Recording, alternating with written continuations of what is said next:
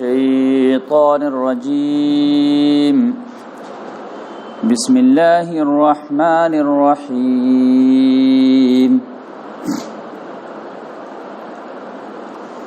لقد كان لكم في رسول الله أسوة حسنة لمن كان يرجو الله واليوم الآخر لمن كان يرجو الله واليوم الآخر وذكر الله كثيرا صدق اللہ العظیم۔ محترم سامعین کرام، ابھی آپ لوگوں کے سامنے سورۃ الاحزاب جو سورہ نمبر 33 ہے، پارہ نمبر 21 میں سے شروع ہو کر کے پارہ نمبر 22 پہ ختم ہوتی ہے، اس کی آیت نمبر 21 کی میں ایک آیت کی تلاوت کیا۔ اس میں محمد صلی اللہ علیہ وسلم کے بارے میں فرمایا گیا ہے کہ یقیناً تم لوگوں کے لیے رسول اللہ صلی اللہ علیہ وسلم کی زندگی میں بہترین نمونہ ہے، اس شخص کے لیے جو اللہ تبارک و تعالیٰ سے امید رکھتا ہے اور آخرت کے دن کی امید رکھتا ہے اور بکثرت سے اللہ کو یاد کرتا ہے۔ تو یہ رسول اللہ صلی اللہ علیہ وسلم کے بارے میں سب سے عظیم آیتوں میں سے ایک آیت ہے کہ اللہ تبارک و تعالیٰ نے تمام انسانوں کو رول ماڈل جو پیش کیا ہے وہ رسول اللہ صلی اللہ علیہ وسلم کو پیش کیا ہے۔ اور یہ انگلش کا محاورہ بھی چلتا رہتا ہے کہ no one is perfect in this world, لیکن آپ کہہ سکتے ہیں ایکسیپٹ انبیاء کرام، کہ کوئی پرفیکٹ نہیں ہے دنیا میں، یہ بات صحیح ہے، لیکن جتنے بھی انبیاء کرام ہیں وہ پرفیکٹ گزرے ہیں، اور 100% ہر لحاظ سے پرفیکٹ تو محمد صلی اللہ علیہ وسلم ہیں ہی۔ تو انشاءاللہ آج سے ہم جو ہے سیرت النبی کا آغاز کریں گے، اور اگر اللہ تبارک و تعالیٰ کی مرضی ہوئی تو تقریباً یہ 1 سال میں کمپلیٹ ہوگا، اور میں بالکل ڈیٹیل میں جو ہے آپ کے سامنے سیرت النبی سامنے رکھوں گا۔ اس کی وجہ یہ ہے کہ قرآن کو اگر سمجھنا ہے تو بنا سیرت النبی سمجھے قرآن کو سمجھ ہی نہیں سکتے، کیونکہ حضرت عائشہ رضی اللہ تعالیٰ عنہا سے کسی صحابی نے سوال کیا کہ آپ مجھے محمد صلی اللہ علیہ وسلم کے اخلاق کے بارے میں بتائیے، تو انہوں نے تعجب سے کہا کہ کیا تم قرآن نہیں پڑھتے کیا؟ تو قرآن تو پڑھتے ہیں، ہم سیرت کی بات کر رہے ہیں۔ تو حضرت عائشہ رضی اللہ تعالیٰ نے کہا کان خلق القرآن، ان کا پورا اخلاق جو تھا وہ قرآن تھا۔ اسی لیے میں کہتا ہوں کہ اگر کسی آدمی کو قرآن کی تفسیر پڑھنی ہے، یا کوئی سوال کرتا ہے کہ دنیا میں سب سے بہترین تفسیر کی کتاب بتائیے مولانا، تو میں ان کو سجیسٹ کرتا ہوں کہ سب سے بہترین تفسیر قرآن مجید کی اگر کوئی ہے تو وہ سیرت النبی ہے، اور اگر سب سے بہترین سیرت النبی کی کتاب پڑھنی ہے، سیرت صحابہ کی کتاب پڑھنی ہے، تو اس کے لیے میں سجیسٹ کرتا ہوں کہ آپ قرآن مجید پڑھیے۔ محمد صلی اللہ علیہ وسلم وہی کیے جو قرآن میں کرنے کے لیے کہا گیا۔ تو اس لحاظ سے قرآن جو ہے ایک تھیوریٹیکل کتاب ہے، اور ایک پریکٹیکل اس میں جو رنگ بھرا گیا ہے وہ سیرت النبی کے ذریعے۔ پھر قرآن میں جو مسائل پیدا ہوتے ہیں اس کی جو تشریح ہے، ایکسپلینیشن ہے، وہ احادیث کہلاتی ہے۔ تو اس لحاظ سے قرآن، سیرت اور حدیث، یہ تینوں جو ہے ہمارا سرمایہ ہے۔ کسی کو بھی دین میں پرفیکٹ ہونا ہے تو یقینی بات ہے تینوں چیز سے رہنمائی لینی ہوگی۔ تو آج سے انشاءاللہ ہم شروع کرتے ہیں۔ تو سب سے پہلے تو تقاضا یہ ہے کہ کچھ بیک گراؤنڈ بتایا جائے جس میں محمد صلی اللہ علیہ وسلم پیدا ہوئے، لیکن میں انشاءاللہ یہ بیک گراؤنڈ بتاؤں گا بعد میں، جب محمد صلی اللہ علیہ وسلم کے نبوت کا دور شروع ہوگا، 40 سال کی عمر ہوگی، تو اس وقت حالات کیا تھے وہ ہم بیان کریں گے۔ آج ہم جو ہے 2-3 سوالات جو محمد صلی اللہ علیہ وسلم کے تعلق سے ہے وہ جو ہے اس کو حل کرنے کی کوشش کریں گے۔ ایک سوال یہ پیدا ہوتا ہے کہ محمد صلی اللہ علیہ وسلم جب حجۃ الوداع کے موقع سے حج کرنے گئے تھے اور قربانی کیے تھے، تو قربانی میں 100 اونٹ قربان کیے تھے۔ تو جب بھی یہ قربانی کا مسئلہ آتا ہے اور محمد صلی اللہ علیہ وسلم کی حدیث سامنے آتی ہے، سنت سامنے آتی ہے، تو اچھے اچھے لوگوں کے ذہنوں میں ایک جو ہے کچھ نہ کچھ جو ہے سوال کھڑے ہو جاتے ہیں کہ 100 اونٹ قربان کرنا اللہ کے نام میں یہ تھوڑا سا ایکسس لگ رہا ہے۔ اللہ کے نام پر قربان کرنا ٹھیک ہے، 1 2 4 5 10، لیکن 100 اونٹ قربان کر دینا ایک آدمی اپنے طرف سے کرے، یہ تھوڑا سا لگتا ہے کہ ایکسٹرا ہو جا رہا. تو اس کی وجہ کیا تھی؟ اس سوال کا حل ہے. اسی میں جو ہے ایک سوال اور بھی پیدا ہوتا ہے کہ محمد صلی اللہ علیہ وسلم کی جو دادا کا نام ہے، تو وہ آپ دیکھیں دادا کا نام کیا؟ عبد المطلب. تو کوئی بھی غیر مسلم آپ سے سوال کر سکتا ہے کہ یہ نام ہی غلط ہے. عبد المطلب کا مطلب کیا ہوتا ہے؟ مطلب کا بندہ. جبکہ مسلمان تو اللہ کا بندہ ہوتا ہے، عبد الرحمن ہوتا ہے، عبد الرحیم ہوتا ہے، عبداللہ ہوتا ہے. تو یہ عبد المطلب کیسے ہو جائے گا؟ تو نام ہی غلط ہے. پھر محمد صلی اللہ علیہ وسلم نے جو ہے خود فرمایا کہ میں 2 ذبیح کا بیٹا ہوں. تو یہ 2 ذبیح سے مراد کیا ہے؟ تو یہ 2-3 جو ہے سوالات کو جو ہے ہم ڈیل کریں گے تو انشاءاللہ محمد صلی اللہ علیہ وسلم کا خاندانی بیک گراؤنڈ جو خود بخود سامنے آ جائے گا. پھر ہم پیدائش اور پھر جو ہے پرورش کیسے ہوئی وہ آگے لے کر کے چلیں گے. دیکھیے خانہ کعبہ جو ہے جو جزیرہ نما عرب ہے، اس میں پہلا قدم جو ابراہیم علیہ السلام رکھے تھے. پھر اپنے بیوی اور شیرخوار بچوں کو چھوڑ کر کے چلے گئے تھے. پھر حضرت اسماعیل علیہ السلام کے جو واقعہ ہوا ہے اس کے ذریعے سے زمزم کا چشمہ جو ہے نکلا. اور پھر جب پانی کا بندوبست ہو گیا تو پھر قبیلہ جرہم جو ہے وہاں پر آ کر کے آباد ہوا. تو اسماعیل علیہ السلام کا خاندان اور قبیلہ جرہم جو ہے وہاں پہ رہنے لگے. جب اسماعیل علیہ السلام جوان ہوئے تو قبیلہ جرہم کے سردار کی ایک بیٹی سے انہوں نے شادی کر لیا. اس طرح دونوں خاندان ایک ہو گئے. اس طرح وہ لوگ رہنے لگے اور جزیرہ نما عرب میں جو ہے پھلنے پھولنے لگے. کچھ دنوں کے بعد قبیلہ خزائی نام کا ایک جو ہے قبیلہ تھا، اس نے آ کر کے اٹیک کر دیا اور یہ دونوں کو جو ہے اسماعیل علیہ السلام کے خاندان کو بھی اور قبیلہ جرہم کو بھی مار کے بھگا دیا. پھر جب یہ قبیلہ جرہم والے جانے لگے یہاں سے جزیرہ نما عرب سے، تو یہ جاتے سمے جو ہے زمزم کو بالکل پاٹ دی، بند کر دیا، اور جو بھی ہتھیار وغیرہ تھا سب اسی میں دفنا دیا. تب اس وقت سے جو ہے زمزم بند ہو گیا. پھر محمد صلی اللہ علیہ وسلم کے خاندان میں ایک جو ہے جو دادا تھے کلاب، ان کو اللہ تعالیٰ نے توفیق دی. وہ کہے کہ ہم لوگ جو ہے سائیڈ میں جزیرہ نما عرب کے یہاں جو ہے خانہ بدوش والی زندگی گزارتے ہیں، کیوں نہ پورے خاندان کو اکٹھا کیا جائے، اب مل کر کے قبیلہ خزائی کے خلاف جو ہے ایکشن لیا جائے. تو انہوں نے جو ہے پورے یونائٹ کیے خاندان کو اور دوبارہ جو ہے لانچ کیے. تو پھر قبیلہ خزائی والے کو مار بھگائے اور پھر ان کی حکومت آ گئی. تو پہلے جو ہے حکومت چل رہی تھی اسماعیل علیہ السلام کے خاندان اور قبیلہ جرہم کے خاندان، بیچ میں انٹرفیئر کیے قبیلہ خزائی نے. لیکن اب جو ہے کلاب کے ذریعے سے جو انٹری ہوئی ہے، تو اب جو ہے اسماعیل علیہ السلام کا خاندان جو ہے سیاسی لحاظ سے بھی اور مذہبی لحاظ سے بھی پوری طاقت رکھتے تھے. لیکن یہ 200-300 سال جو قبیلہ خزائی والے یہاں پہ رہے، اس میں انہوں نے مورتی پوجا ایجاد کر دی. اس میں جو ہے وہ نام تھا جس نے مورتی پوجا کا ایجاد کیا، اس کا نام تھا عمرو بن لوہے. اسی کے بارے میں آتا ہے کہ رسول اللہ صلی اللہ علیہ وسلم کہتے ہیں کہ جب میں معراج پہ گیا تو عمرو بن لوہے کو دیکھا کہ جہنم میں وہ چکر لگا رہا ہے جیسے کوئی آدمی طواف میں چکر لگاتا، لیکن اس کی اتڑیاں وغیرہ باہر تھی اور اس کو ڈھوئے ڈھوئے پھر رہا، کیونکہ خانہ کعبہ میں بت پرستی کا آغاز اسی نے کیا تھا. اسی نے شام سے لے کر کے آیا تھا اور خانہ کعبہ میں بت رکھا تھا. لوگ جب آبجیکشن لیے کہ یہاں پہ تم بت کیوں رکھتے ہو، تو اس نے جو ایکسپلین دیا کہ یہ بت جو ہے یہ بہت کام کی چیز ہے. جب بھی کوئی بڑی مصیبت آئے گی تو ان کو بیچ میں رکھ کے جب اللہ سے مانگو گے تو اللہ کو جو ہے دعا قبول کر لے گی.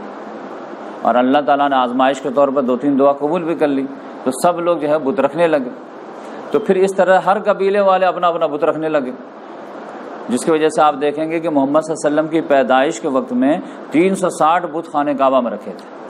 تو ایک نیچرلی بچہ کے ذہن میں سوال پیدا ہوتا ہے کہ خانہ کعبہ جو توحید کا مرکز تھا، ابراہیم علیہ السلام اس کو توحید کا مرکز بنائے تھے، اور محمد صلی اللہ علیہ وسلم کی پیدائش کے وقت میں خانہ کعبہ کے متولی جو تھے وہ عبد المطلب تھے، تو ان کے ہونے کے باوجود وہاں پہ بت کیسے تھے؟ تو اس سوال کا جواب ڈھونڈنا ضروری ہے. تو یقینی بات ہے محمد صلی اللہ علیہ وسلم کے خاندان والے بت نہیں لائے تھے، بلکہ کچھ عرصے کے لیے دوسرا قبیلہ جو قبیلہ خزائی تھا وہ قابض ہو گیا تھا. تو اس کا جو ایک آدمی تھا عمرو بن لوہے، اس نے جو ہے بتوں کو ایجاد کر دیا تھا. اب یہ 200-300 سال میں لوگوں کے جو ہے گھٹی میں پڑ گئی بت. تو دوبارہ جب کلاب جو انٹری لیے ہیں تو سب چیز کا تو اصلاح کر دیے، لیکن جو ہے بتوں کو نہیں نکال پائے. کیونکہ لگا کہ اگر اس کے خلاف ایکشن لیں گے تو پھر سارے لوگ ہمارے خلاف کھڑے ہو جائیں گے.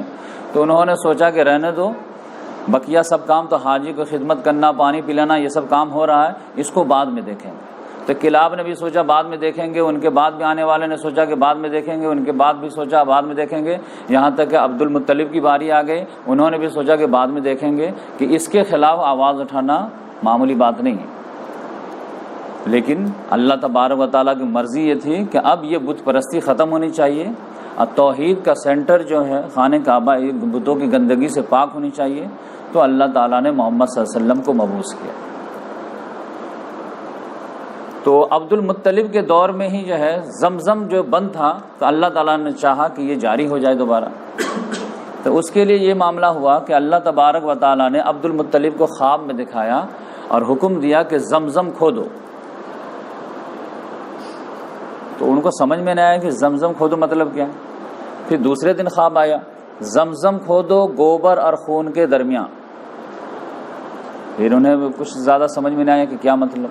پھر ایک تیسرے دن بھی خواب آیا، زمزم کھودو گوبر اور خون کے درمیان اور چوٹیوں کے چھتے کے پاس. تب ان کو لگا کہ 3 دن خواب آیا. ابراہیم علیہ السلام کو بھی خواب ہی آیا تھا کہ بیٹے کو ذبح کرو. تو ان کو لگا کہ کچھ معاملہ ہے. تو جو ہم جولی ساتھی ہوتے ہیں ان کو لیے کہ چلو تو تھوڑا سا ٹہلتے ولتے ہیں، کیا زمزم کھودو خون گوبر کے پاس. تو جیسے ٹہل رہے تھے کہ وادی میں ایک جگہ گوبر اور خون نظر آیا، کہ کوئی قافلہ والا گزرا ہوگا، اس نے کوئی جو اونٹ کو ذبح کیا ہوگا، تو خون بھی پڑا ہوا ہے گوبر بھی پڑا ہوا ہے. کاری یہ تو مجھے خواب میں جو دکھایا تھا دونوں نظر آ گئے. تھوڑے سا اور آگے ادھر ادھر دیکھے دائیں بائیں تو وہ جو ہے چوٹی کا چھتا بھی نظر آ گیا. تو کہا اچھا خواب میں جو میں دیکھ رہا ہوں وہ یہی ہے. لہذا کھدائی شروع کیے. تو جو قبیلے جرہم والے جو تھے اسلحہ وغیرہ سارے سونا وونا بھی ڈالے تھے وہ سب ایک ایک کر کے برآمد ہونے لگے. تو ایک ہنگامہ ہو گیا. ابھی پانی تو برآمد نہیں ہوا لیکن اسلحہ برآمد ہو رہا. تو سارے لوگ کہے نہیں ہمارا بھی حصہ ہمارا بھی حصہ، ہم بھی کھودیں گے. سمجھے کہ اس دور کا جو ہے اس دور کا پیٹرول نکل آیا.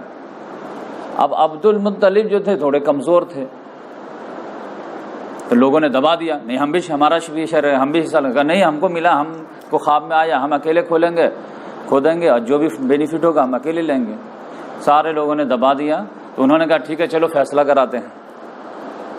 تو فیصلہ کرانے جا ہی رہے تھے کہ وہاں جو ہے الگ ایک معاملہ ہوا. تو اسی میں جو ہے ان کو اپنی کمزوری کا احساس ہوا عبد المطلب کہ کاش کہ میرے پاس 5-10 بیٹے ہوتے نا تو پھر تو میں ان کو بتا دیتا. میں بہادر تو ہوں لیکن اکیلا آدمی کیا کر پاؤں. تو اسی وقت یہ منت مانے کہ اگر اللہ تعالیٰ نے مجھے 10 بیٹے عطا کیے اور سب جو ہے جوان ہو گئے، ڈیفینس کرنے کے لائق ہو گئے، تو اے اللہ میں تیرے نام پر ایک بیٹے کو قربان کر دوں.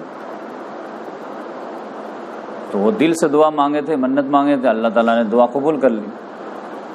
دعا قبول کیے، لگاتار بیٹے ہوتے چلے گئے. 10 بیٹے ہوئے. تو اب یہ عرب میں جو ایک خوبی تھی سارے خامیوں کے باوجود کہ وعدے کے وہ پکے ہوتے تھے، قول کے بہت پکے ہوتے تھے. اس لحاظ سے جیسے بیٹے لوگ جوان ہوئے تو انہوں نے کہا کہ بیٹوں کو جمع کیے، بیٹھائے کہ دیکھو تمہارے پیدا ہونے سے پہلے میں نے ایک عزم کیا تھا، ایک منت تھی کہ اگر اللہ تعالیٰ مجھے 10 بیٹے دیں گے تو ایک بیٹے کو میں اللہ کے راہ میں قربان کر دوں گا. تو تمہاری کیا رائے؟ انہوں نے کہا ابو جان جو آپ کی مرضی. تو اب کون سے بیٹے کو ذبح کریں؟ ایک سوال پیدا. تو کہا قرآن اندازی کر لیجئے، جس کا نام آئے گا اسی کو قربان کر دیجیے گا. تو فال کے تیر نکالے گئے تو اس میں جو ہے عبداللہ کا نام آ گیا. یہ سب سے پیارا بیٹا، سب سے جو ہے خوبصورت بیٹا. فوراً پکڑے ہاتھ چلو مینا کی طرف، وہاں پہ جا کر کے تم کو قربان کریں گے. جیسے ابھی لے جا رہے تھے کہ بنو نجار جو محمد صلی اللہ علیہ وسلم کے ننھیال والے تھے وہ فوراً آگے پکڑ لیے، نہیں میں اپنے نواسے کو قربان نہیں کرنے دوں گا. ادھر ابو طالب جو تھے یہ عبداللہ کے بڑے بھائی تھے، انہوں نے کہا تھا ابو جان ایسا نہیں کرنے دیں گے. یہ کوئی مطلب کی بات ہوئی کیا؟ کچھ بھی آپ جو ہے عزم کر لیتے ہیں. نہیں بیٹا میں منت مانا ہوں. ٹھیک ہے منت مانے لیکن ایسا بھی کوئی منت مانتے کیا کہ بیٹا ہے کہ ذبح کرنے چلیں گے؟ آپ کچھ بھی کیجئے لیکن یہ جو ہے ہم اپنے بھائی کو ذبح ہونے نہیں دیں گے. تو ادھر ان کے جو ہے ننھیال والے آ گئے، ادھر بیٹے لوگ بھی جو ہے تھوڑا سا گرم ہونے لگے. تو پھر بولے کہ بیٹا میں کروں تو کیا کروں؟ تو انہوں نے کچھ بھی کیجئے لیکن یہ جو ذبح نہیں ہوگا. تب پھر کسی نے مشورہ دیا کہ ایک عورت جو ہے جو کہانت وغیرہ کرتی ہے اس سے جا کر کے پوچھے کوئی حل بتائے گی. تو ایک خاتون کے پاس سب لوگ گئے کہ بولے دیکھو اس طرح کا معاملہ ہو گیا ہے, آپ ہی کوئی مشورہ دیے, ہم لوگ کیا کریں. تو اس عورت نے مشورہ دیا کہ دیکھیے آپ ایسا کیجئے کہ عبداللہ کو ایک طرف رکھیے اور ایک طرف 10 اونٹ کو رکھیے, اور اس کے بعد جو تیر پھینکیے. اگر اس سائڈ تیر جو ہے ان کے حصے میں ہے تو پھر 10 اونٹ اور بڑھا دیجیے, اور اگر اس سائڈ آ جائے تو اس کو قربان کر دیجیے, آزاد ہو جائے گا. تو ہر مرتبہ 10 اونٹ کو جو ہے رکھیے, کیونکہ ان کے زمانے میں ایک آدمی کا جو دیت ہوتی تھی کسی کے مارنے کے بدلے میں کسی کو جو جرمانہ لگتا تھا وہ 10 اونٹ لگتا تھا. تو اس بوڑھی عورت نے کہا کہ 10 اونٹ ہے آپ کے یہاں تو 10 اونٹ رکھیے ایک بچے کو چھڑانے کے لیے. تو پھینکے تو پتہ چلا تیر ادھر اس سائڈ عبداللہ کے سائڈ, پھر 10 اونٹ ادھر کر دیے, پھر مارے تو پھر عبداللہ کے سائڈ تو 20 اونٹ, پھر مارے تو پھر 30 اونٹ, پھر مارے تو پھر اس طرح 10 مرتبہ مارا, 10 مرتبہ عبداللہ کے حصے میں. عبد المطلب تو پیسے والے تھے, خاندانی تھے, بڑھاتے چلے گئے. 11ویں مرتبہ میں پھر تیر جو ہے یہ اونٹ کی طرف. تب کہا گیا کہ یہ 100 اونٹ کو قربان کر دیجئے اور وہیں پہ چھوڑ دیجئے, چاہے کوئی آدمی غریب کھا جائے یا چیل کوے کھا جائیں, ہم لوگ اس کو ہاتھ نہیں لگائیں گے کیونکہ یہ منت کا اونٹ ہے. تو اس طرح سے 100 اونٹ دے کر کے محمد صلی اللہ علیہ وسلم کے والد عبداللہ کو چھڑایا گیا. اس بیس پہ محمد صلی اللہ علیہ وسلم بولتے تھے میں 2 ذبیح کا بیٹا, ایک ذبیح اسماعیل علیہ السلام جن کو جنت کا دمبا لا کر کے چھڑایا گیا, اور ایک عبداللہ جن کے 100 اونٹ دے کر کے چھڑایا گیا تھا. اور اسی کی یاد تھی جس کے لیے محمد صلی اللہ علیہ وسلم حجۃ الوداع میں 100 اونٹ ذبح کیے تھے, قربان کیے تھے. تو وہ ایک ایکسیپشنل معاملہ تھا اس ہسٹری کی یاد کے طور پر, ورنہ عام طور سے محمد صلی اللہ علیہ وسلم جو قربانی تو سمجھیے کہ 2ری 3ری ہجری سے فرض ہو گیا تھا. تو آپ دیکھیں گے کہ 100 اونٹ کبھی قربان نہیں کی, لاسٹ میں اس یاد کو تازہ کیے. تو اس وجہ سے جو ہے جس میں آپ جانتے ہیں کہ 100 اونٹ جو لے کر کے آئے تھے حضرت علی رضی اللہ تعالیٰ عنہ یمن سے لے کر کے آئے تھے, اور محمد صلی اللہ علیہ وسلم اپنے ہاتھ سے 63 اونٹ ذبح کیے, اور پھر جو ہے 37 اونٹ جو ہے علی رضی اللہ تعالیٰ عنہ کو بولے کہ آپ قربان کر دیں. 63 اونٹ بھی وہ اشارہ ہو گیا تھا کہ 63 سال کی عمر, تو 63 ہر سال کے لحاظ سے ایک اونٹ جو ہے قربان ہو. تو اس طرح سے جو ہے یہ سوال جب بچوں کو معلوم ہو جاتا ہے تو غیر مسلم مانے نہ مانے لیکن مسلمان کا دل سیٹسفائیڈ ہو جاتا ہے کہ وہ جو ہے فضول خرچی والا معاملہ نہیں تھا, وہ ایک ایکسیپشن معاملہ تھا, اور وہ ایک عظیم یاد تھی, اس کو تازہ کرنا تھا. پھر اس کے بعد جو ہے ایک سوال یہ ہے کہ عبد المطلب, اور ہم لوگوں کو بچپن میں جو ہے یہ بھی ایک کنفیوژن رہتی ہے, وہ بھی میں دور کرتا چلوں کیونکہ یہ میری ویڈیو جو ہے یہ بچے, عورتیں اور عوام الناس سارے لوگوں کے لیے میں ریکارڈ کرا رہا ہوں. تو اس لحاظ سے میں چھوٹی چھوٹی باتیں بھی شیئر کروں گا تاکہ ہر بچے کو سیرت النبی کی گہرائی سے مطالعہ ہوتا چلے. میں خود پریشان رہتا تھا بچپنا میں کہ سنتے تھے کہ محمد صلی اللہ علیہ وسلم جب ہجرت کر کے گئے ہیں تو بنو نجار ننہیال والے کے یہاں جو ہے خبر دیے کہ میں آ رہا ہوں, تو وہ لوگ اسلحہ لے کر کے آئے اور پھر محمد صلی اللہ علیہ وسلم کو لے گئے. اور جب پھر حضرت آمنہ رضی اللہ تعالیٰ نے ہسٹوری پڑھتے تھے تو پتہ چلا وہ مکہ کی تھی. تو کنفیوز ہوتے, کہتے کہ ننہیال جو ہے مدینہ میں ہے, آمنہ مکہ کی ہیں, تو یہ کیسے سمجھ میں آئے.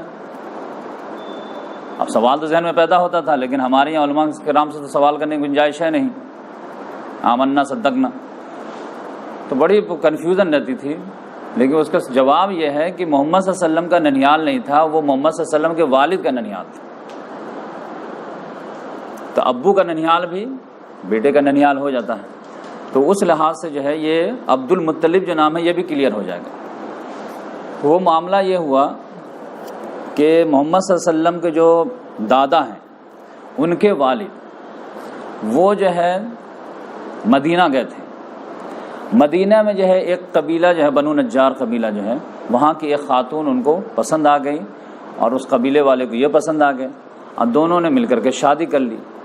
اور اس خاتون کا نام سلمہ تھا, سلمہ بنت عبد العزیٰ. تو شادی ہو گئی.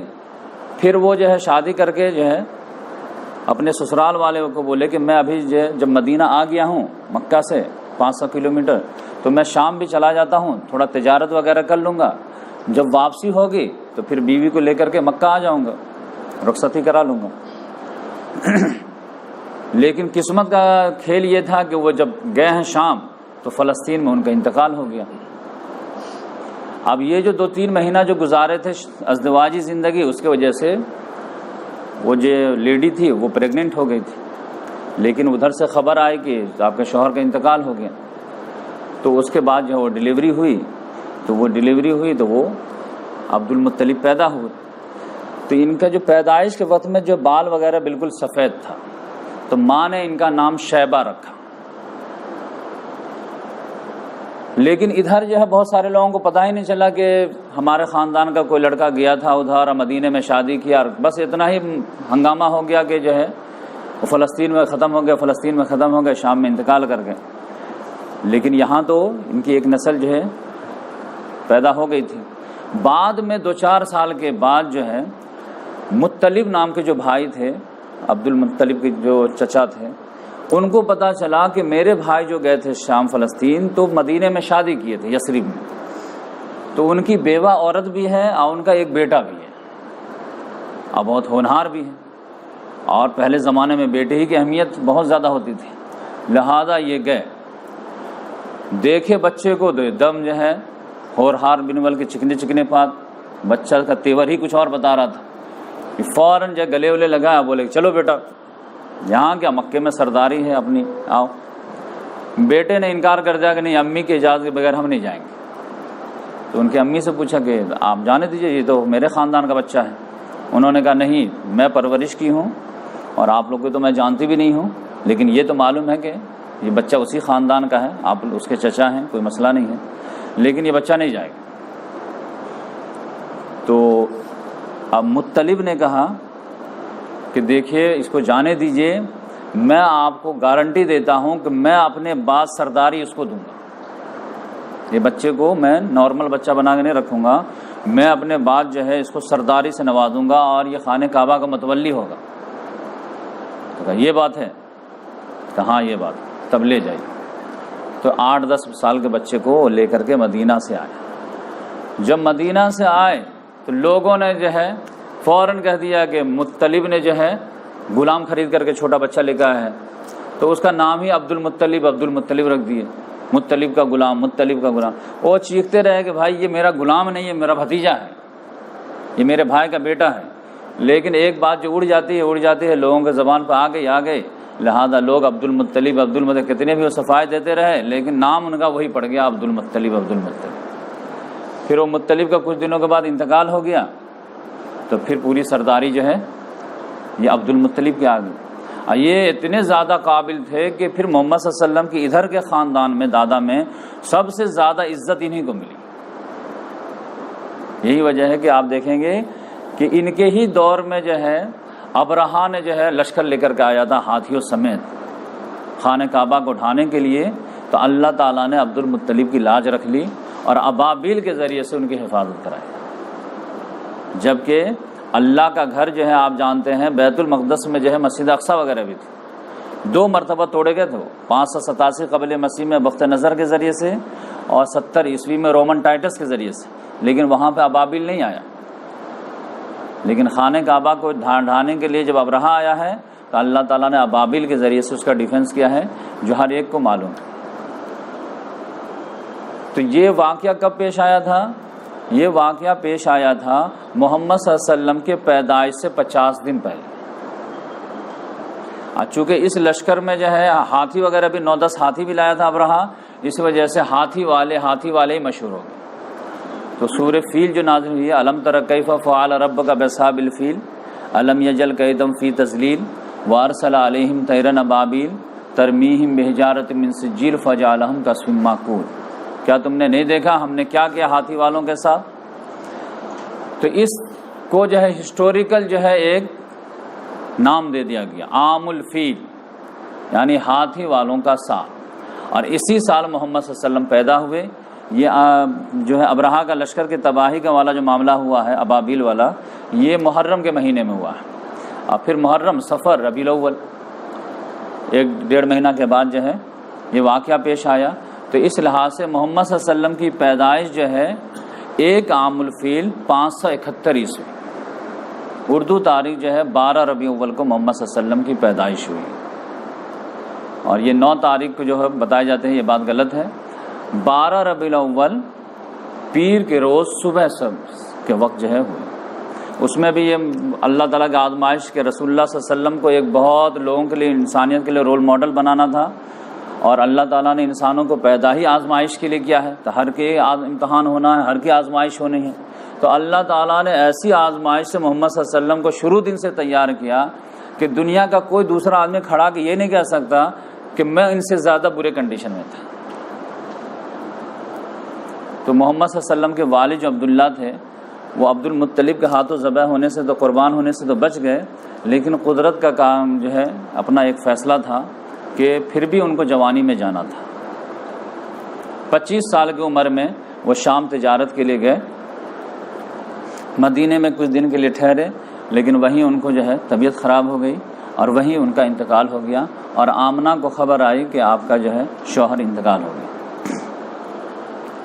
تو وہ بہت ذہین خاتون تھی، بہت اچھے اچھے اشعار اپنے شوہر کے بارے میں کہے، جو رحیق المختوم میں بھی ہے، جس سے آپ کو پتہ چلے گا کہ ان کو شوہر سے کتنا پیار تھا اور وہ کتنے عظیم تھے۔ تو اس طرح محمد صلی اللہ علیہ وسلم ابھی ماں کے پیٹ ہی میں تھے کہ والد کا سایہ سر سے اٹھ گیا۔ تو 2-3 مہینے کے بعد جب ڈیلیوری ہوئی ہے، صبح سویرے ایک دم فجر کے بعد، تو اب بیوی آمنہ نے جو ہے سب سے پہلے خبر دی، اپنے خادمہ کو بولی کہ جا کر کے دادا کو خوشخبری سنا دو کہ پوتا ہوا ہے، اور پوتا بھی وہ کہ جو بیٹا مر گیا ہے، جو سب سے چہیتا تھا، اس کی نشانی کے طور پر ہوا ہے۔ تو وہ دوڑی ہوئی گئی، اور جو ہے عبد المطلب جو ہے، ان کا عام اصول معمول تھا کہ خانہ کعبہ میں صبح میں جو ہے گدی وغیرہ لگا کے بیٹھتے تھے آرام سے۔ ان کو جب انفارمیشن ملی، کان تو لگے ہوئے ہوں گے کہ کچھ نہ کچھ خبر آنی ہے۔ جیسے پتہ چلا کہ جو ہے پوتا ہوا ہے، وہ دوڑے ہوئے آئے، پھر جو ہے ان کو بچے کو نہلا دھلا کر کے پیش کیا گیا، تو اتنا جھومے کہ فوراً لے کر کے خانہ کعبہ بھاگ گئے، سارے اپنے دوستوں کو دکھائے، دیکھو پوتا ہوا پوتا ہوا، سب لوگوں نے مبارکباد پیش کی، تو سب لوگ جو ہے خوشی شیئر کیے۔ پھر کسی نے پوچھا کیا نام رکھو گے اس کے، اتنا خوش ہوتا کیا اس کا میں ہسٹوریکل نام رکھوں گا، بتائیے کیا نام سوچ کے رکھے؟ تو میں اس پوتے کا نام رکھوں گا محمد۔ تو کہا ارے یہ تو بڑی یونیک نام لگ رہا، اتنا بہترین نام کیسے آ گیا تم کو، کیا مطلب ہے اس کا؟ کہا کہ محمد نام کا مطلب یہ ہے کہ وہ شخص جس کی سب سے زیادہ تعریف کی جائے۔ اب میں یہ چاہتا ہوں کہ یہ میرا پوتا جو ہے، اس کی میں ایسی پرورش کروں گا، اتنا ٹیلنٹڈ بناؤں گا کہ ساری دنیا اس کی تعریف کرے گی۔ اور پھر لا کر کے ماں کے حوالے کر دیے۔ ماں کو پتہ چلا کہ دادا نے تو جو ہے لے کے گئے تھے تو نام سب رکھ دیے ہیں، لیکن ماں نے کہا کہ ٹھیک ہے، دادا کا تو حق ہے نام رکھے، لیکن ماں کا بھی حق ہے، تو میں اس کا نام رکھوں گی احمد۔ احمد کے معنی جو سب سے زیادہ تعریف کرنے والا، تو اس لحاظ سے دونوں میننگ ہو گئی۔ سب سے زیادہ تعریف کرنے والا یعنی اللہ کی تعریف کرنے والے محمد صلی اللہ علیہ وسلم، اور اللہ کے بعد جس کی سب سے زیادہ تعریف ہو وہ محمد۔ تو اس طرح دونوں نام اللہ تعالیٰ نے دادا اور ماں کے ذریعے سے جو ہے دے دیے۔ محمد نام جو ہے محمد صلی اللہ علیہ وسلم کا تورات میں آیا ہے، اور احمد نام جو ہے محمد صلی اللہ علیہ وسلم کا انجیل میں آیا ہے۔ اس طرح دونوں کتاب کا مرج بھی ہو گیا۔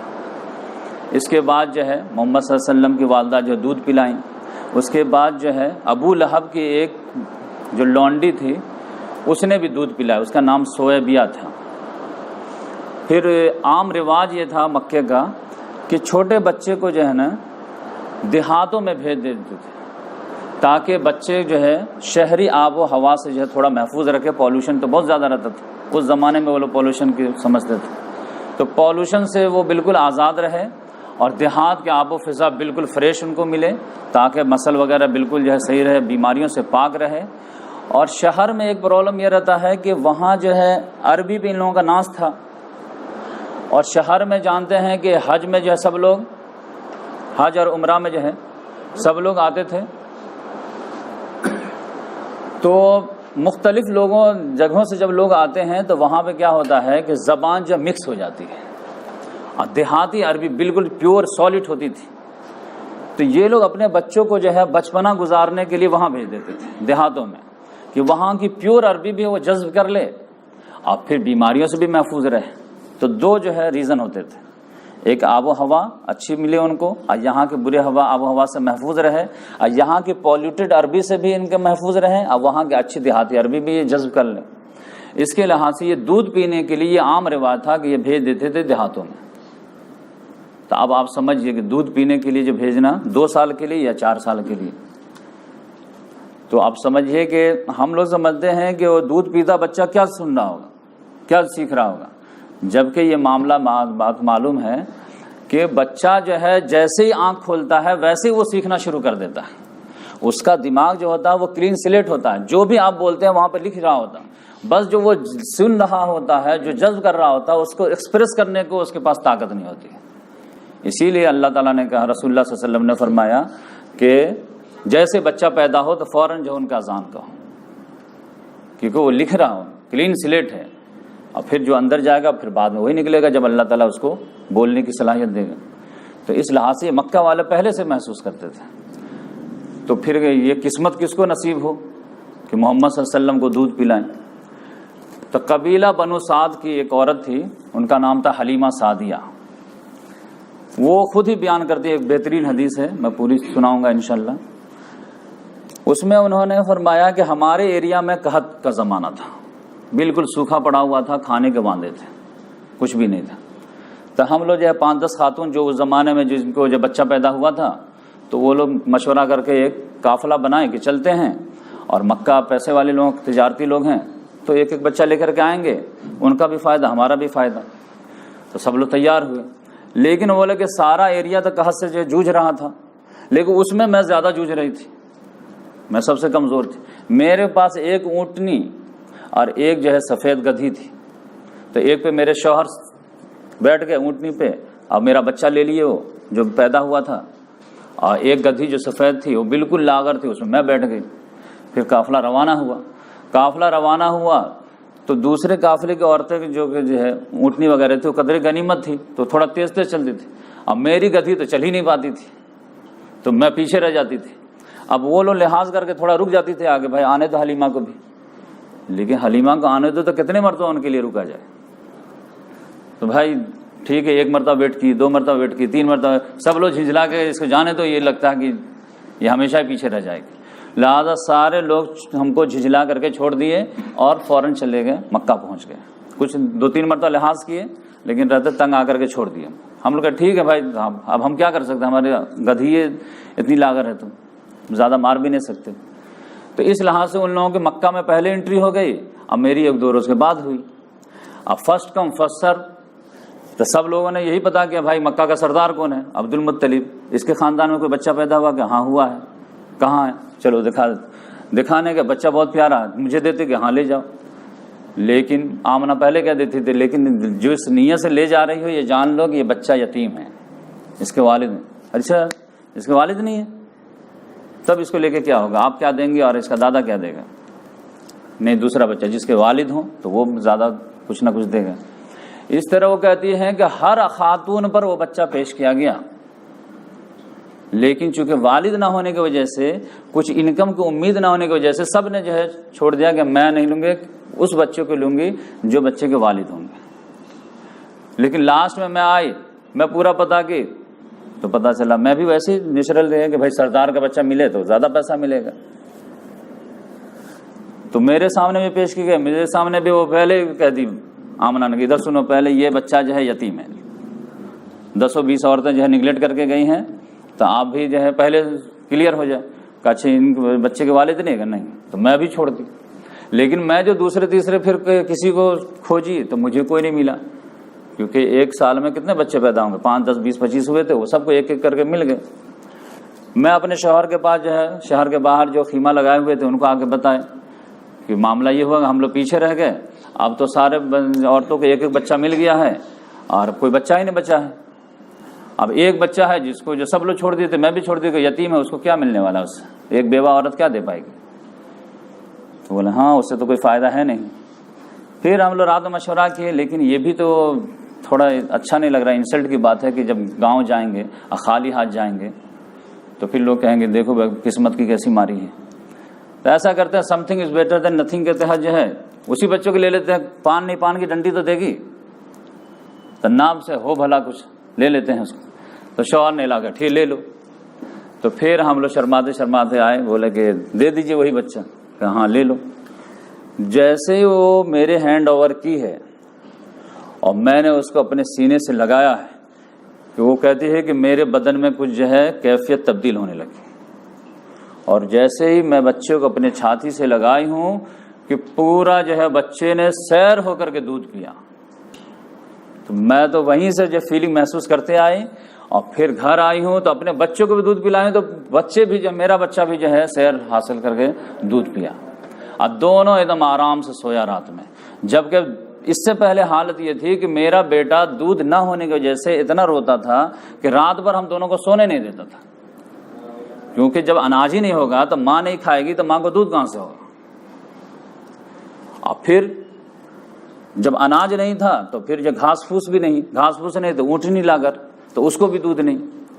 لیکن جب یہ رات ہم بچے کو لے کر کے آئے ہیں تو ہمارے سینے میں جو ہے دودھ بھرا ہوا تھا. یہ محمد صلی اللہ علیہ وسلم بھی دودھ پیے، میرا بیٹا بھی دودھ پیا، تو ان دونوں بچے کا تو معاملہ کلیئر ہو گیا. تو آدھی تسلی تو پہلے ہو گئی. تو میں نے مشورہ دیا شوہر کو کہ تھوڑا سا ٹرائی کیجئے اونٹنی میں، ہم لوگوں کا بھی کچھ ہو جائے. تو وہ تھوڑا سا چھوٹا سا پیالہ لے کر کے گئے کہ تھوڑے سے کچھ نہ کچھ تو دودھ نکلے گا، 2-4 قطرہ. لیکن وہ گئے تو پتا چلا ایک ہی مردہ مارے کہ پتا چلا بھر گیا. تو یار یہ تو کچھ عجیب ہی معاملہ ہے، لا بڑا سا پیالہ. کہے کہ ہمارے پاس جتنے بھی پیالے والے تھے سب لے کے گئے، سب بھر گیا. تو اس طرح سے برکت. تب جو شوہر بیوی آپس میں مشورہ کیے کہ لگتا ہے تم بہت بابرکت روح لے کر کے آئے. ہاں ہم کو بھی لگ رہا، جیسے میں گود میں اٹھائی تھی میرے بدن میں عجیب فیلنگ ہونے لگی. پھر رات گزارے ہم لوگ بہترین اطمینان سے کئی مہینوں کے بعد. پھر صبح میں جب سفر شروع کیے تو سارے قافلے والے عورتیں تو ہمارا خیال ہی نہیں کی تھی، لیکن چلی گئی تھی.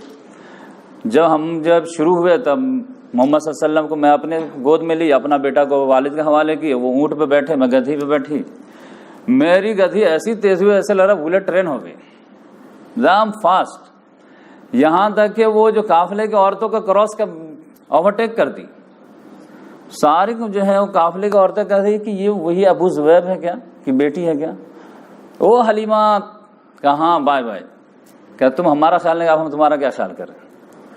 وہ بالکل جو ہے تیزی کے ساتھ جو ہے سب کو پہلے کراس کرتے ہوئے پہنچ گئی. یعنی جو لاغر تھی، جو آنے وقت میں چل نہیں پا رہی تھی، وہ بالکل تیزی کے ساتھ جو ہے پورے قافلے سے پہلے پہنچ گئی. پھر وہ کہتی ہیں کہ اتنے زیادہ برکات دیکھنے کو ملے کہ پورا قحط کا زمانہ تھا، لیکن ہمارا چرواہا جب بکریوں کو چرانے جاتا تھا تو بکریاں جو خوب سیر حاصل ہو کر کے کھاتی تھی تو خوب موٹی بھی ہوتی تھی. اور پھر اس کا تھن جو ہے بالکل بھرا رہتا تھا. دودھ جو ہے ہم شام میں نکالتے تھے تو پھر جو ہے جتنے امید سے زیادہ ہوتے تھے. جبکہ پورے ایریا میں قحط زمانہ تھا، کسی کو دودھ نہیں ہوتا تھا. تو لوگ ڈانٹا کرتے تھے اپنے چرواہے کو کہ وہاں پہ چرانے لے جاؤ بکریوں کو جہاں پہ ابو زبیب کی بیٹی کے چرواہا لے جاتا. چرواہے کہتے تھے بھائی میں وہیں پہ لے جاتا ہوں، لیکن یہ نہیں کھاتے ہیں. اس کے جو ہے بکریوں کو لگتا ہے ہرا ہرا چشمہ دکھتا ہے، گھاس دکھتا ہے، وہ کھاتے ہیں، ہمارا نہیں کھاتا، ہم کیا کریں. تو اس طرح سے برکات کے نزول ہونے لگے. 2 سال کا ایگریمنٹ تھا کہ 2 سال میں آپ لے کر گائیں گے. 2 سال پورا ہو گیا، بچہ ایک دم جب مضبوط تندرست ایک دم مٹا کٹھا. اب یہ جو برکات کی وجہ سے ان کو جو دینے کا تو دل چاہ نہیں رہا تھا، لیکن ٹائم پورا ہو گیا تھا. تو پھر حلیمہ سعدیہ 2 سال کے ایگریمنٹ کے حساب سے آمنہ کے پاس لے کر کے آئیں. خوب تعریف ہوئی کہ دیکھیے کتنا ماشاء اللہ ماشاء اللہ، کہ ہاں ماشاء اللہ مجھے. لیکن یہ کہیں گے مجھے تھوڑا سا ڈر لگ رہا ہے. کیا یہ بچہ بہت اچھا جا رہا ہے، اب مجھے لگ رہا ہے کہ مکہ کا آب و ہوا اس کو ڈیمیج نہ کرتا ہے. تو اگر آپ دیکھ رہے ہیں کہ میں کتنا بہترین سے پرورش کی ہوں، تو اگر پسند ہے تو 2 سال کے لیے اور چاہیں تو میں فری میں بھی کرنے کے لیے تیار ہوں. تو ماں کے لیے تو بچہ ہی سب سے زیادہ رہتا ہے، اس کی صحت ہی سب سے اچھی رہتی ہے، کہ لے جاؤ. تو 2 سال کے لیے اور لے کر کے آ گئے. پھر 2 سال بھی بہترین سے جو ہے انہوں نے کیئر کیے اور ان کی وجہ سے برکات کے یہ فائدہ بھی اٹھا رہی تھی. 4تھے سال میں پرابلم آیا کہ محمد صلی اللہ علیہ وسلم اب چلنے پھرنے کے لائق ہو گئے تھے. بڑے بڑے بچے کھیل رہے ہیں میدان میں، چھوٹے بچے کے حساب سے بیٹھ کر کے کہیں پہ دیکھ رہے ہیں تماشا. کہ اچانک اثر کے بعد کیا ہوا کہ کھیل میدان میں دیکھ رہے تھے بڑے کو کہ جبریل علیہ السلام آئے اور محمد صلی اللہ علیہ وسلم کو ایک دم لٹا دیے. اب بچے تو اس کو رپورٹنگ کے پٹک دیے. اب فوراً ایک چاقو نکالے اور فوراً پورا سینہ چیر دیے اور پھر دل کو باہر کیے. ایک تشت لائے جنت کے اور اس میں دل کو نکال کے رکھے, زمزم کا پانی لائے اور اس سے دل کو دھو دیے. ایک کالا سا تھا سائڈ میں, اس کو کینچی سے کاٹ دیے اور پھر دل کو اندر رکھے اور جو ہے سلائی مار دیے اور 5 منٹ کے اندر سرجری مکمل. بچے جب دیکھے سینہ چیرتے ہوئے وہ فوراً بھاگے دوڑے, حلیمہ سعدیہ کو بولنے گیا کہ آپ کے بیٹے کو ذبح کر دیا, آپ کے بیٹے کو ذبح کر دیا. وہ دوڑی آئی ایک دم, کیا ہوا کیا ہوا. جب تک میں سرجری تو مکمل ہو چکا تھا. محمد صلی اللہ علیہ وسلم کا چہرہ بالکل اداس, کچھ سمجھ ہی میں نہ آیا کہ کیا ہوا میرے ساتھ. وہ دیکھی تو سینے پہ نشان تو تھے سلائی کے. صحابہ کرام کہتے ہیں ہم بعد میں بھی دیکھتے تھے وہ سلائی کے نشان باقی تھے. اس کو شق الصدر کا واقعہ بولتے ہیں. تو اب یہ گھبرا گئی کہ عبد المطلب کا پوتا ہے, مکے کے سردار کا پوتا ہے, تو زیادہ لالچ میں کہیں لینے کے دینے نہ ہو جائیں. شوہر سے مشورہ کی کہ بھائی اب اس کو حوالے کر دو, کیونکہ ان کا معاملہ شروع دن سے ہی عجیب ہے. تو یہ الگ جو ہے معاملہ ان کا, تو زیادہ رسک نہیں لینا چاہیے, زیادہ لالچ نہیں کرنا چاہیے. تو دونوں کا اتفاق ہوا, دونوں نے بیوی آمنہ کو حوالے کر دیا. تو یہ 5ویں سال میں یہ ہوا. 1 سال محمد صلی اللہ علیہ وسلم اپنے ماں کے ساتھ رہ پائے. ماں کو جو ہے شوہر کی یاد بہت آ رہی تھی اور دیکھی نہیں تھی جدائی کے وقت میں. تو انہوں نے مشورہ کیا اپنے جو سسر سے, جو گارجین تھے ان کو بولے کہ مجھے شوہر کی یاد آ رہی ہے, تو ایک مرتبہ کم سے کم جو ہے دیکھ نہیں پائے ہوں تو کم سے کم جو ہے قبر کی زیارت ہی کرا دیجیے. تو بولے کہ ٹھیک ہے چلیے. تو وہ ام ایمن جو ایک خادمہ تھی اور محمد صلی اللہ علیہ وسلم اور عبد المطلب 4 لوگوں کا قافلہ مدینہ گیا. بنو نجار میں رشتہ داری پہلے سے تھی, وہاں جو ہے ٹھہرے 1 مہینہ. 1 مہینہ پھر جو ہے برابر حاضری رہی ہوگی قبر مبارک پہ. پھر جب دل بھر گیا کتنا دن رہیں گے, پھر اس کے بعد جب واپسی ہونے لگی تو ابوا کے مقام پر بیوی آمنہ کی طبیعت خراب ہونے لگی. جب خراب ہونے لگی تو روک دیے, لیکن وہ بیڈ ٹو ورس ہونے لگا یہاں تک کہ وہیں پہ انتقال ہو گیا. تب محمد صلی اللہ علیہ وسلم پہ کیا بیتی ہوگی اور کس طرح معصومانہ سوالات کیے ہوں گے, یہ تو آپ سمجھ سکتے ہیں. تو عبد المطلب وہیں سے جو ہے مطلب فدا ہو گئے محمد صلی اللہ علیہ وسلم پہ, اور باپ اور ماں دونوں کی کمی پوری کرنے کے لیے کمر کس لیے کہ فزیکل تو فزیکل, فائنینشیل تو فائنینشیل, ایموشنل بھی جو ہے بچے کو میں محسوس نہیں ہونے دوں گا کہ تمہارے والد نہیں, تمہاری والدہ نہیں, کیونکہ آن دا اسپاٹ وہ موجود تھے. تو اس کے بعد کیا ہوا انشاءاللہ ہم بعد میں بیان کریں گے, یہ ہمارا پہلا لیکچر تھا. لیکن ایک بات جو ہے مورل لیسن میں ہمیشہ جو ہے سیرت النبی میں دیتا چلا جاؤں گا. اس میں جو ہے میں جب سیرت کا مطالعہ کر رہا تھا تو مجھے ایک بات سمجھ میں آئی کہ ایگزیکٹ جو یتیمی والا معاملہ تھا, جو دائی لوگ آئے تھے مکے میں اور سب کے سامنے پہلے جو ہے محمد صلی اللہ علیہ وسلم کو پیش کی گئی, لیکن سب لوگوں نے محمد صلی اللہ علیہ وسلم کو پہلے سائڈ میں کر کے دوسرے بچوں کو اختیار کیا. تو ہمارے سامنے بھی لگتا ہے کہ یہی معاملہ ایگزیکٹ پیش ہو رہا کہ اگر دین قبول کرتے ہو, حق پرستی کو قبول کرتے ہو تو یہ پرابلم ہے, دنیاوی تمہارے یہ نقصانات ہیں. اور اگر دوسرے سائڈ میں جاتے ہو یعنی دین جوائن کرتے ہو تو یہ پرابلم ہے, حرام و حلال کا خیال رکھتے ہو تو یہ پرابلم ہے, اور پولیٹکس جوائن کرتے ہو اور حرام و حلال کے تمیز کو کھو دیتے ہو تو یہ فوائد ہے. اب بولو کیا لوگ. تو اکثر لوگ تو نگلیکٹ ہی کرتے ہیں کہ دین بعد میں دیکھ لیں گے, پہلے تو دنیاوی فائدہ آ جانے چاہیے. جبکہ اس یتیمی کی حالت میں جس نے قبول کیا حلیمہ سعدیہ, تو ان تمام دائیوں میں سب سے زیادہ جو ہے خوش نصیب کون دائی ہوئی؟ حلیمہ ہوئی. تو آج کے دور میں بھی محمد صلی اللہ علیہ وسلم کو یتیمی کی حالت میں چھوڑے تھے, آج مسلمان محمد صلی اللہ علیہ وسلم کے لائے ہوئے دین کو یتیمی کی حالت میں چھوڑے ہوئے, دین کے ریپریزنٹیٹو بننے کے لیے تیار نہیں ہیں. دین پہ عمل کرنا ایک الگ چیز ہے, دین کے نمائندہ بننا, پارٹی ممبر بننا. دین کی اچھائی ہے تو آپ کے حصے میں دین کی خرابی ہے تو آپ اس کے ڈیفینڈر. تو یہ کوئی آدمی ریپریزنٹیٹو بننے کے لیے تیار نہیں ہے, کیونکہ ہم چاروں طرف سے اتنے زیادہ اٹیک ہونے لگے ہیں کہ لوگ سمجھتے ہیں کہ اس اٹیک میں بھی جو ہے ہتھے نہ چڑھ جاؤں, تو لہٰذا بائی سائڈ میں بھی نام لکھا کے رکھوں, لیکن میں اس کا جب ریپریزنٹیٹو نہ بنوں, دین کا نمائندہ نہ بنوں, دین کا سپاہی نہ بنوں. تو اس لحاظ سے ہم سمجھتے ہیں کہ یتیمی کی حالت میں a friend in need is a friend indeed. دوست وہی ہوتا ہے جو مصیبت وقت میں جو ہے کام آتا ہے. تو آج دین کو سب سے زیادہ مسلمانوں کے خلوص کی ضرورت ہے کہ تمام چیزوں سے کٹ کر کے جو ہے دین کو اگر وہ اپنائیں گے اور دین کے ریپریزنٹیشن جو ہے ہر معاملے میں کرنے کی کوشش کریں گے تو پھر اللہ تعالیٰ کہے گا کہ ہاں تم نے جو ہے مصیبت وقت میں دین کو دل گلے سے لگایا، تو آخرت میں جب کریٹیکل سچویشن ہے تو ہم تم کو گلے سے لگائیں گے۔ اور محمد صلی اللہ علیہ وسلم کہے گا آج میں کوئی جب ہر آدمی پیاسا ہے، ننگا ہے، بھوکا ہے، تو میں حوض کوثر پہ تم کو اپنے ہاتھ سے جام کوثر پلاؤں گا۔ تو اس لحاظ سے جو ہے اللہ تعالیٰ سے دعا ہے کہ اللہ تعالیٰ ہم تمام کو محمد صلی اللہ علیہ وسلم کی سیرت، حدیث، قرآن کما حق کو پڑھنے، سمجھنے، عمل کرنے کی توفیق عطا فرمائے۔ انشاءاللہ نیکسٹ جو ہے منڈے سے